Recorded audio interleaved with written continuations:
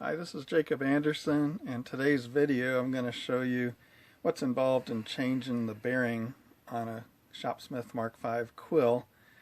The one I'm doing today is just a single bearing quill, but the main idea behind this is just to show you what you need equipment wise to change bearings, because most woodworkers don't have these things, so changing bearings is kind of a tricky thing.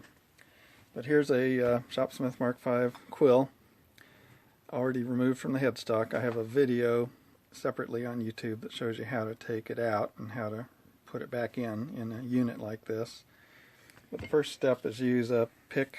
Usually your set screw on the hub is buried underneath some putty, so you may have to use a pick to free it up so you can get to the set screw. Then use your Allen wrench to loosen it a few turns. It should come off if needed. You might need to use a screwdriver to pry it, because they get little burrs inside like this, so sometimes they're tricky to get off. You might even have to press this off if it's too stuck. Then you use snap ring pliers. Underneath that hub is a snap ring, internal type. So I have to get a hold of those two little eyelets, bring it out. Usually underneath that is a tiny little spacer. The other day somebody emailed me and said, I have this left over, where does it go? Okay, and now you can just pop the quill right out like that, usually. Or you might have to tap on the back end of it with a mallet. But there's the quill bearing right here that we're going to remove. So sometimes the shaft is worn and it'll just slide right off, or the bearing could be worn. So at this point we're going to move over to the bearing press and take it off. This one's nice and snug.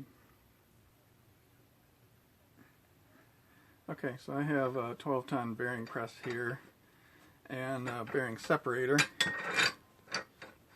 All I have to do is this, just push the shaft down through the bearing. A lot of times it takes all 12 tons. There's a lot of friction involved between the bearing and the shaft, unless the shaft is worn. And I'm using just a small bolt to push myself the rest of the way through. Alright, so there's the bearing that is free. So now we're going to clean up the components and then put a new bearing on. Alright, I just like to clean everything and inspect it real good. The splines get a lot of dust in them. And I clean the hub, clean the dust out of the grooves of the hub, especially clean all the parts of your quill advance mechanism. So just scrub all of these sorts of things.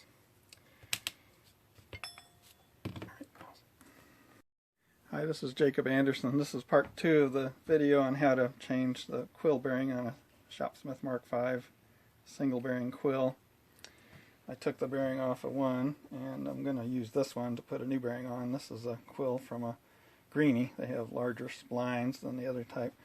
So anyway, after you've taken the bearing off, clean everything up real nicely. Use a brand new bearing. We're going to move over to my bearing press to press it on. Alright, so I've slid it on as far as I can get it by hand. Again, I'm using a 12-ton bearing press that I use for everything. I'm using a bearing separator to push it on with.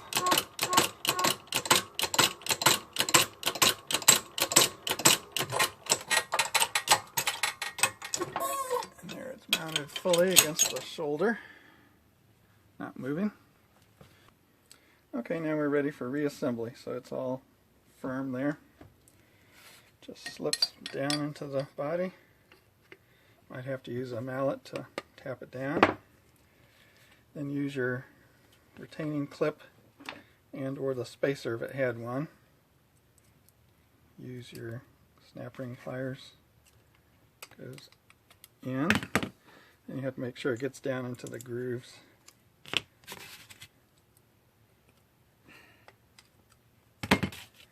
So I'm going to use my Allen wrench so I don't damage the brand new bearing. Alright, and here's our flat spots. I'm going to install the hub.